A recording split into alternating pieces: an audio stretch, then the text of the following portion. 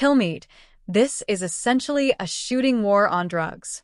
And if you're not watching this, you might actually miss one of the biggest shifts in US policy in years.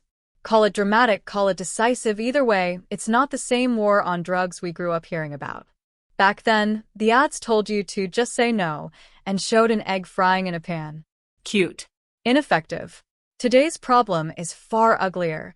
These substances arriving on our shores are deadlier and more deliberate than ever.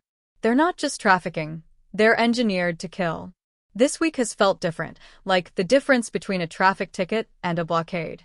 We saw U.S. forces destroy a suspected cartel smuggling vessel off the coast of Venezuela. Picture a ship loaded with cocaine or fentanyl steaming toward our beaches. That's not a delivery. It's a looming danger.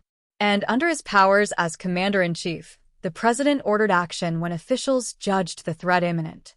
That's a line in the sand, or more precisely, in the water. Interdictions at sea? They've been happening for years. But cartels factor in losses. Lose 2% of your shipment?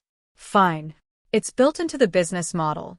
What changes that equation is turning up the cost, hitting the supply chain hard enough that the math no longer works in their favor. That's the idea behind these recent strikes. We also learned about massive seizures of precursor chemicals. 1,300 barrels, yes, barrels, of meth precursors tied to the Sinaloa cartel. Imagine 18-wheelers hauling that mountain away. Now imagine those barrels replaced in your mind by human lives lost to overdose. That's the cost these groups are imposing, and not just in dollars. When analysts run the numbers, the street value is staggering, and someone, often organized crime networks with foreign ties, is profiting off American deaths. The administration hasn't been subtle about the strategy. Pressure, designation, deterrence. Some gangs in Ecuador were labeled foreign terrorist organizations. Military hardware and naval assets have been repositioned in the Caribbean, and certain humanitarian protections were revoked for people from Venezuela. The message? If you're part of the machinery getting lethal drugs into the U.S., don't expect a welcome mat. And the cartels aren't sitting still.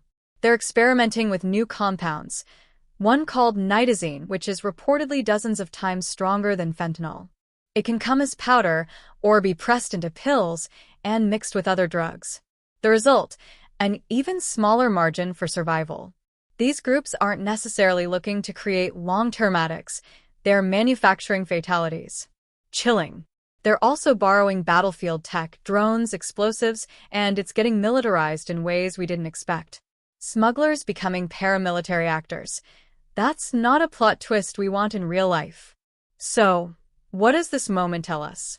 For better or worse, the United States is shifting from traditional interdiction to a more aggressive posture, targeting shipments, dismantling supply chains, and pressing governments that enable or tolerate the trade.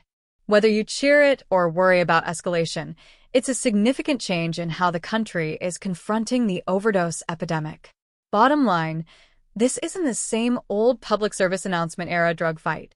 It's hardened, it's more lethal, and this week we saw a level of force and coordination that suggests we're in a new chapter, one that some are calling, bluntly, a shooting war on drugs. If you weren't following closely before, now's the time to pay attention, because this one could change the map.